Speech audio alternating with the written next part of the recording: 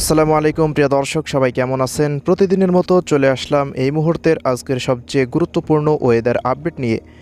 আজ 20 মার্চ 2025 রোজ বৃহস্পতিবার এবং আগামীকাল 21 মার্চ 2025 রোজ শুক্রবার।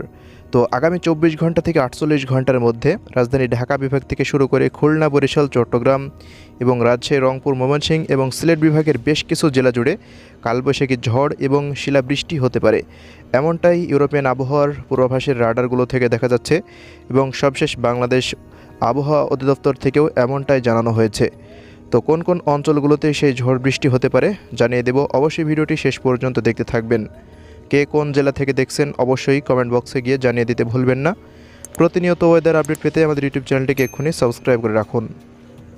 তো প্রিয় দর্শক, আমরা শুরুতেই আজকের এই মুহূর্তের আপডেটটি দেখে নেব। তো দেখা যাচ্ছে আজকে যশোর জেলা থেকে শুরু করে সাতক্ষীরা, শ্যামনগর, মঠবাড়িয়া, পিরোজপুর, খুলনা, বাগেরহাট এবং এদিকে লোহাগাড়া থেকে শুরু করে মাদারীপুর, বরিশাল এবং পিরোজপুর, এদিকে দেখুন মতিরহাটের আশেপাশ দিয়ে সেনভাগ, এরপর এদিকে কুমিল্লা এবং খাগড়াছড়ি, এরপর ফটিকছড়ির আশেপাশ দিয়ে রাজধানী ঢাকার দোহার এবং এদিকে দেখুন শরীয়তপুর, মাদারীপুর, মুন্সিগঞ্জ, গাজীপুর, টাঙ্গাইল, রাজবাড়ী, এই সমস্ত অঞ্চলগুলোর বেশ কিছু জায়গায় কিছুটা বিচ্ছিন্নভাবে আজকে কিছুটা বৃষ্টিপাত হওয়ার সম্ভাবনা রয়েছে। বাকি দেশের রংপুর, রাজশাহী, ময়মনসিংহ এবং সিলেট বিভাগের জেলাগুলির আকাশ পুরোপুরি পরিষ্কার থাকার সম্ভাবনা রয়েছে।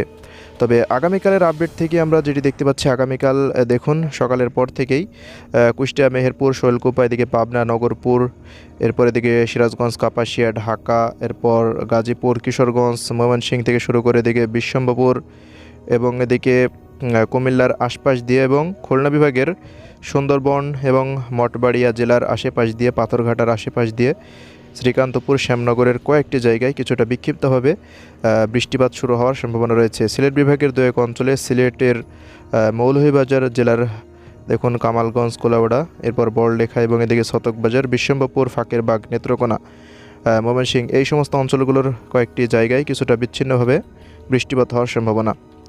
এছাড়া শুক্রবারে দেখা যাচ্ছে চট্টগ্রাম বিভাগের খাগড়াছড়ি থেকে শুরু করে মানিকছড়ি, দিকে ফটিকছড়ির আশেপাশ দিয়ে রাঙ্গামাটি, হাটহাজারি, বিলাইছড়ি, রাজস্থলী থেকে শুরু করে রাওয়ানছড়ি, সাতকনিয়া, থানচি, কুতুবদিয়া, চকরিয়া, এই সমস্ত অঞ্চলগুলোতে, ফেনী এবং কুমিল্লার আশেপাশ দিয়ে বেশ কিছু জায়গায় কিছুটা বিক্ষিপ্তভাবে বৃষ্টিপাত হওয়ার সম্ভাবনা দেখা যাচ্ছে রাডারে।